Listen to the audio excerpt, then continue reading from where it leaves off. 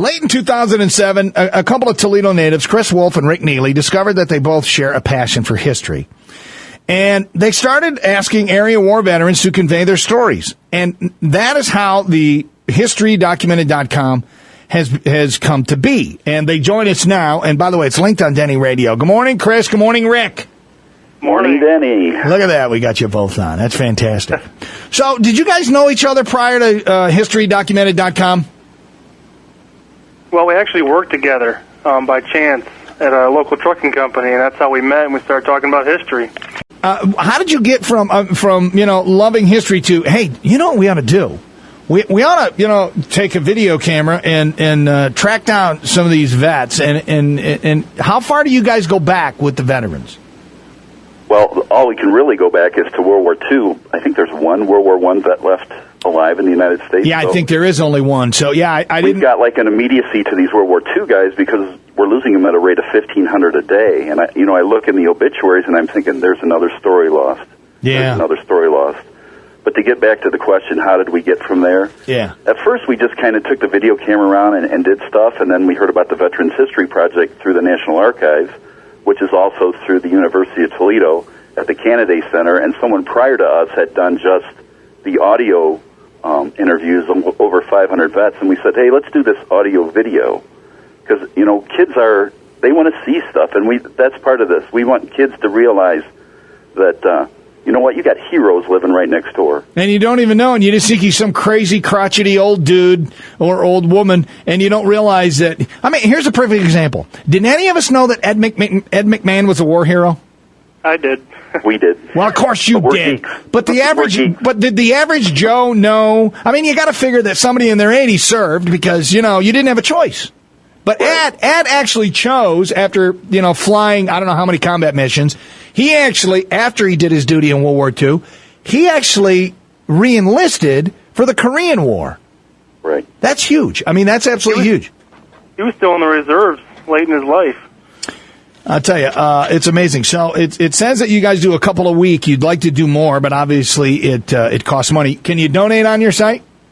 Yes, you can. Beautiful. Are you a 501c3? Nope, that's what we're trying to get. Yeah, that's key. That's really key. They won't let me become 501c because I'm too opinionated. Imagine that. How many do you... We're trying not to be opinionated. Oh, no, you guys are just getting the stories out there. I mean, that's just fantastic. I love the picture you have of the guy up. It says cleaning up war. The June 20th, the Russ Ailing served in the Army Air Force. When I see that picture of him and I click on that picture and it's full shot, I see a guy who could be my uncle or because it's a black and white old photo, and he's standing out by a field in the snow. You see some footprints there, and he's in his uniform, and I see that picture, and it just harkens me back to my great grandmother and on her farm. I don't know why, it just makes me think of that of times gone by and a generation that really answered the call when our nation really could have went either way. Yep, that's for sure. I mean, at the beginning of the war, we hear from a lot of these guys that were in. They were on the coast of California, defending. They thought the Japanese were going to land at any minute. I interviewed a guy maybe a couple days ago. I think he was 92, 93. They were on the beaches. They thought that here come the Japanese, and we were unprepared. Wow, that's pretty freaky, because now when you look back at history, you see what it was all about and where they were going. But when it was happening, imagine people were absolutely just freaked out. Yeah, and that's why one of the first questions we like to ask them all is, do you recall Pearl Harbor? And to a man and a woman, I mean, we've interviewed a couple of female vets, they recall exactly what they were doing, how they heard about it, who they were with. Changed their life. Yeah, it changed their life. Well, it changed the world. Do you guys put these up on the YouTube and all that other stuff, try to get more, attention? On occasion. Just a couple we put up on YouTube. Usually we just put everything up on the site. This has got to be like a dream come true for history crazy buffs like you two guys. I mean, to be able to sit around with these guys. I love it. I was the kid that when the adults got together and told their stories, I was the one sitting around the corner listening to all the old stories, in my family. And now I get to, I feel like it's a privilege to hear these guys' story. And so many that have been untold, and their families tell us, we haven't heard these stories. I had a guy I interviewed that had 5 Purple Hearts, 5 Bronze Stars, and a Silver Star. Wow. The guy, to me, is a hero. And you know what? Just the most average guy, had never told his story. At first was really reluctant to tell it. And, some of them we kind of have to get out of their shell and say, hey, look, kids need to know this. They need to know, what it was like. How many of these have you guys done? Do you know? Chris, what would you say, about 60? Yeah, we're around 50. We have a bunch I haven't posted yet because we work like normal people, like normal Joes. So yeah, don't be bragging that you got jobs, all right? Not on this show. All right, here's a question. It's Chris Wolf, by the way, and Rick Neely, and they have historydocumented.com. I got it linked up to Denny Radio on the Thursday button. Go there. It's really cool. You'll be blessed by this webpage, I guarantee you.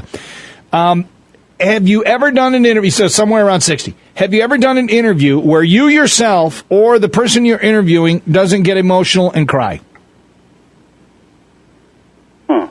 The combat vets, it's kind of hard because, I don't know, they're recalling events that happened 60-some years ago, but still, it means a lot to them. I had one guy that was from Toledo that was in the 37th Division, which was a local, it's the Buckeye Division, it was from here, and he was in the National Guard with these 2 guys, and they knew each other. They were, they hung out together and were in the National Guard. Then when the Army was federalized, they went to the South Pacific together, and his friends were killed. He's telling me, I still see those guys at the end of my bed. I still dream about them. These guys they're still experiencing the war 60-some years later. So, there's times I choke back, or, when I see they're caught up in that, I don't want to lose them in the emotion, so we'll move on. But, I think it's important for kids to know the emotion part of it, that it's not 2 pages in a history book. Do you feel like when they're doing it, and maybe that you've already answered this question, as they're reliving these stories and they're telling you these stories, in their mind, they're right there, aren't they? Oh, yeah. One of the things we do, too, is we have a couple artifacts, and we do displays and go around and do different groups. But we'll hand them a rifle from that period. Oh, boy. And they become a 19-year-old kid again. They light up. Yeah, they light up.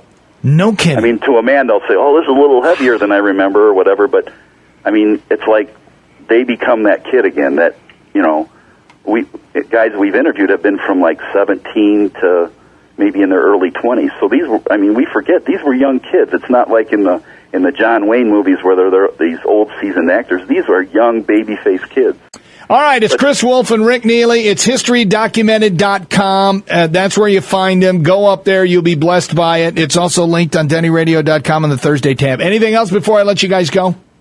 No, thanks a lot, though, for having us on. Thank you, guys. Just want to get the word out. And happy 4th of July, and God bless America. God bless America. Yep, see you guys. All right, bye-bye. There you go. We do everything for free. The veteran gets a free DVD when we're done interviewing them. So they have it for their family, too, yes. Oh, that's fantastic. Yes. We edit it in. If they have photographs or whatever else, we work those in. If they're talking about a subject and they have a picture of that subject, So it's all in one place. So it's all in one place. Who's doing all the work here, you or him? I do the editing and the video, and Rick does most of the interviews. Sometimes, Because that's a lot of editing and a lot of work to put all those things Ask together. my wife. Like that. Yeah. Nah, I'm afraid of the answer I'll get. So since you're doing this now for a while, and it obviously takes up a lot of time, how did either of you get started in this? Because I hate to say this, but you look a little older than him. Thanks a lot. So